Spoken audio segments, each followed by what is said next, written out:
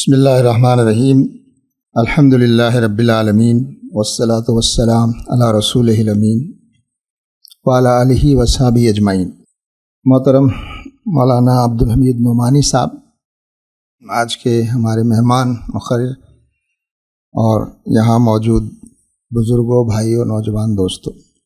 سب سے پہلے تو ہم مولانا محترم کا شکریہ ادا کرنا چاہیں گے کہ بہت ہی اہم موضوع پر اور بہت چیلنجنگ ایشو اس وقت ہمارے ملک اور سماج کے لیے ہے، اس پر آپ نے بہت تفصیل سے، بہت گہرائی سے آپ نے گفتگو کی ہے۔ آپ کا یہ خاص موضوع ہے، اس پر آپ کا بہت گہرا مطالعہ ہے، آپ لکھتے رہتے ہیں، اسی لیے ہم نے آپ کو زحمت بھی دی کہ اس موضوع پر ہم آپ سے استفادہ کریں۔ آپ نے بہت ہی اہم باتیں جو یہاں پیش کی ہیں ان کو دہرانا مقصد نہیں ہے، لیکن دو تین باتیں میں آپ حضرات کے سامنے آپ کی گفتگو کی روشنی میں ہی عرض کرنا چاہتا ہوں، اور وہ یہ، ایک تو ہندو دھرم اور ہندوتوا کی تحریک، ان دونوں چیزوں کو ہم کو الگ الگ کرنے کی کوشش کرنی ہوگی اور لوگوں کو بھی سمجھانا ہوگا۔ بہت چالاکی کے ساتھ انہوں نے اپنے اس نظریے کو ہندوتوا کا نام اس لیے دیا ہے تاکہ وہ لوگ اس کو ہندو دھرم ہی سمجھنے لگیں۔ تو یہ اس چالاکی کا حصہ ہے کہ جب سمجھانے کی بات ہو، انٹلیکچوئل گفتگو ہو، تو آپ کہیں نہیں ہندوتوا الگ ہے، ہندو دھرم الگ ہے، لیکن جب لوگوں کو اکسانے کی بات ہو، لوگوں میں نفرت پھیلانے کی بات ہو، لوگوں کو جذبات میں ابھارنے کی بات ہو، تو وہاں وہ عام لوگوں کے لیے وہ فرق نہیں رہتا۔ تو اس لیے ایک بڑا کام ہمارا اس وقت یہی ہے کہ ہم ان دونوں چیزوں میں فرق کریں، ہندوتوا اور ہندو مذہب۔ ایک اور لفظ آتا ہے ہندی میں، دھارمکتا اور سامپردائکتا۔ ایک ہے، ایک آدمی انسان جو ہے مذہبی ہو سکتا ہے، مذہب اس کا صحیح ہو غلط ہو جو بھی ہے اس پر بات نہیں ہو رہی ہے، لیکن وہ مذہب کی کچھ ویلیوز کو مانتا ہے، مذہب کی کچھ اچھائیوں کو قبول کرتا ہے اور اس کے مطابق جیسا وہ سمجھتا ہے، لیکن وہ دوسروں کے لیے نقصان دہ اور مضر نہیں ہوتا۔ وہ اچھا بننے کے لیے دھیان کرتا ہے، وہ اچھا بننے کے لیے کچھ خاص قسم کی عبادتیں کرتا ہے، دان دکشنا کرتا ہے، سیوا کرتا ہے۔ تو یہ جو مذہبیت ہے، چاہے وہ غلط بھی ہو تو بھی وہ مذہبیت جو ہے وہ اتنی خطرناک نہیں ہے، نقصان دہ نہیں ہے۔ وہ اس کے لیے نقصان دہ ہے، لیکن سماج کے لیے، دوسروں کے لیے۔ لیکن جو فرقہ پرستی ہے، سامپردائکتا ہے، جس کا گہرا، جس کو دوسرے الفاظ میں یہ ہندوتوا کی جو تحریک ہے، یہ دراصل فرقہ پرستی کی تحریک ہے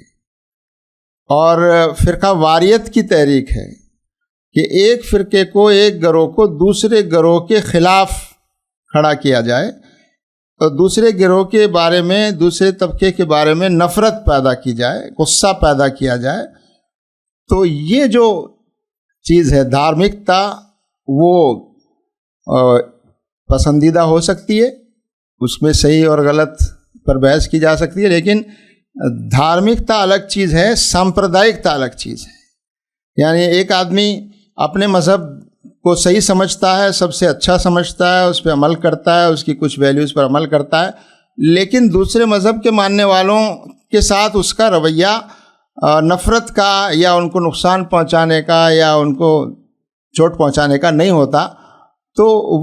وہ شخص مذہبی کہلائے گا، دھارمک کہلائے گا۔ لیکن جو دوسروں کو نقصان پہنچانے یا دوسروں کو ذلیل کرنے کا نظریہ رکھتا ہے، وہ شخص جو ہے وہ فرقہ پرست کہلائے گا، کمیونل کہلائے گا۔ اور ان دونوں چیزوں میں بہت فرق کیا جانا چاہیے۔ تو دھارمکتا بری چیز نہیں ہے، لیکن سامپردائکتا اور کمیونلزم جو ہے وہ خطرناک ہے، وہ نقصان دہ ہے، اور ہندوتوا کی جو موومنٹ ہے وہ اس فرقہ پرستی کو، اس نفرت کو آگے بڑھانے کا کام کر رہی ہے۔ ایک اور بات جو محترم مولانا نے بھی اشارہ کیا ہے،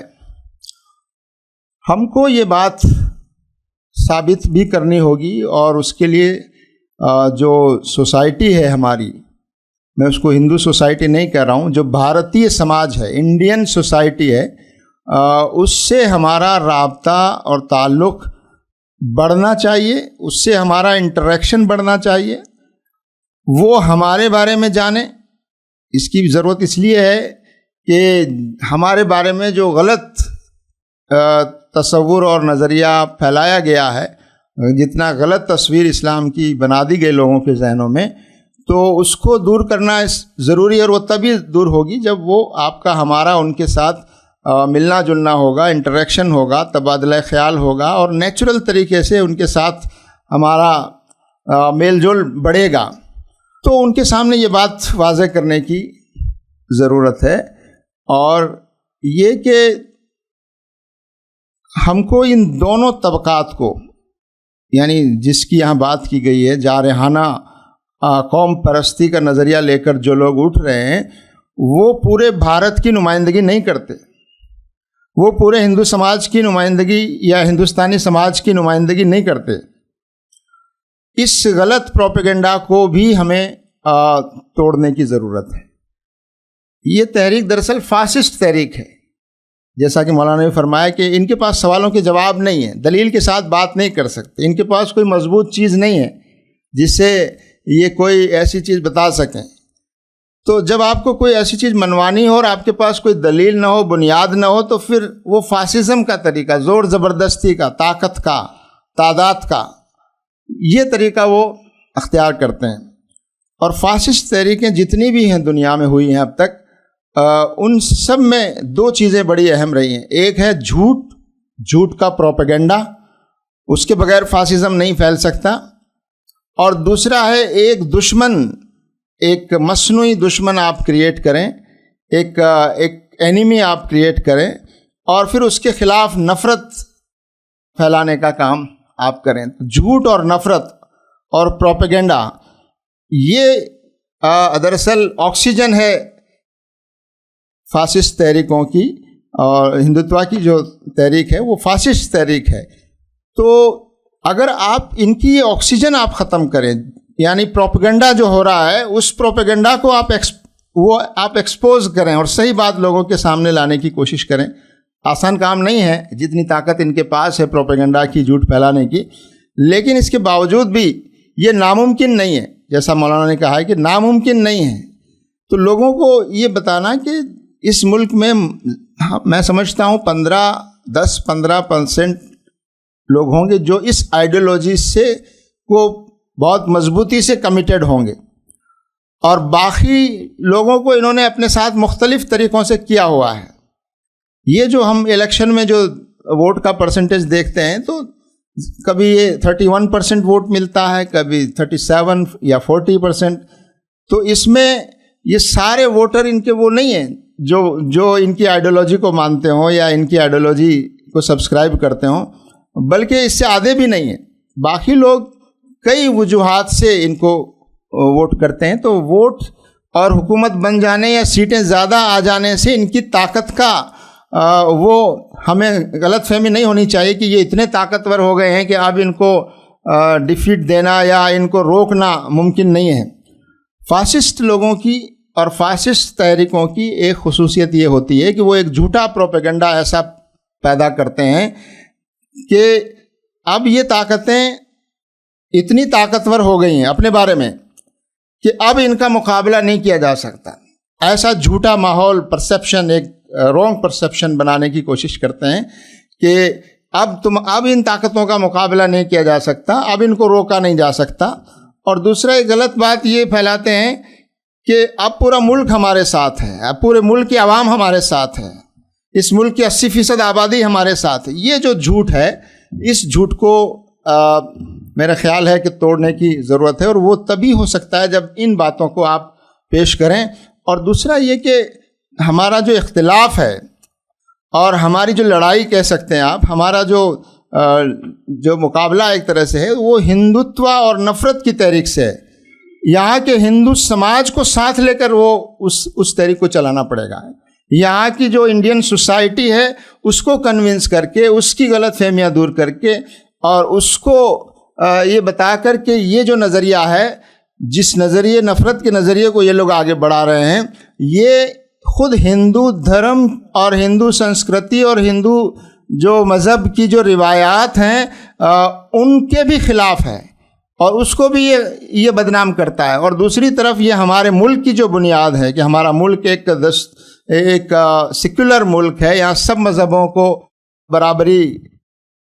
کی حیثیت حاصل ہے اور سب کو یہاں پر آزادی ہے، کسی پر کوئی چیز تھوپی نہیں جا سکتی. تو یہ بات لوگوں میں پیدا کرنے کی ضرورت ہے. اور آخری بات جو مجھے عرض کرنی ہے وہ یہ کہ ہم صرف ایک کمیونٹی نہیں ہیں اس ملک میں، اور ہم صرف ایک نسلی گروہ نہیں ہیں یا ایک مذہبی گروہ بھی نہیں ہیں کہ ہم اپنی کمیونٹی، اپنے گروہ کی صرف بچاؤ اور اس کی حفاظت کے بارے میں ہی ہماری سوچ محدود ہو، بلکہ ہم اس ملک کے ذمہ دار شہری ہیں. اس ملک کو بچانا ہماری ذمہ داری ہے، اور اس وقت یہ خطرہ جو ملک کے سامنے ہے یہ پورے ملک کے سامنے ہے. اس کا پہلا نشانہ اور ٹارگیٹ اس وقت مسلمان ہیں، لیکن یہ ملک اگر فاسزم کے راستے پر آگے بڑھا تو یہ ملک بہت خطرناک راستے پر جائے گا. یہ بات اس ملک کی عوام کو سمجھانے کی ضرورت ہے. جو راستہ جرمنی میں ہٹلر نے اختیار کیا اور اس کے نتیجے میں جرمنی کا جو حال ہوا اور خود ہٹلر اور نازی تحریک کا جو حال ہوا، وہ بتانا چاہیے لوگوں کو کہ اس انجام تک کیا ہم اپنے ملک کو لے جانا چاہتے ہیں. کیونکہ ان کا ماڈل صاف طور پر نظر آتا ہے کہ مسولینی اور ہٹلر جو ہے وہی ماڈل یہ اختیار کیے ہوئے ہیں. تو ہمارے ملک کے باشندوں کو یہ بات سمجھانے کی ضرورت ہے. اور آخری بات کا آخری حصہ یہ کہ ہم ایک داعی امت ہیں، ہم خیر امت ہیں، یہ ملک ہمارا ہے اور اس ملک کے تمام باشندے ہمارے اپنے ہیں. یہ ملک، اس ملک کے ہر فرد کی خیر خواہی بھلائی چاہنا ہماری ذمہ داری ہے، دنیاوی خیر خواہی اور بھلائی بھی، اور اس سے آگے بڑھ کر آخرت کی بھلائی اور آخرت کے لیے خیر خواہی چاہنا یہ ہماری ذمہ داری ہے. اس لیے اس ملک کے باشندوں کی خیر خواہی وہ کا رشتہ ہمارے اندر پیدا ہونا چاہیے. ہم کو بھی اس ملک کے باشندگان سے قریبی رشتہ پیدا کرنے کی ضرورت ہے. اور یہ جو لوگ ہندوتوا اور نفرت کی جو تحریک چلا رہے ہیں، یقیناً یہ بھی ہمارے ملک کے رہنے والے ہیں، اور دیکھا جائے تو یہ بھی ہمارے اپنے بھائی ہیں، لیکن یہ زیادہ بڑے بیمار ہیں اور اس بیماری کو یہ اس ملک میں پھیلا رہے ہیں. اس کی اصلاح کرنا بھی ہماری ذمہ داری، عوام کو بچانا ان کی بیماری سے، عوام کو اس نفرت کے وائرس سے بچانا، اور یہ جو لوگ نفرت کا وائرس پھیلا رہے ہیں ان کی بھی خیر خواہی کرنا، یہ ہمارا داعیانہ اور خیر امت ہونے کے نتیجے میں یہ ہماری ذمہ داری ہے کہ ان کی بھی اصلاح کے لیے ہم فکر مند ہوں. میں ایک بار پھر مولانا محترم کا شکریہ ادا کرتا ہوں کہ آپ نے وقت فارغ کیا، ہماری دعوت پر یہاں تشریف لائے اور اس اہم موضوع پر آپ نے ہماری رہنمائی فرمائی. اور آپ تمام حضرات کا بھی شکریہ. جزاک اللہ. السلام علیکم.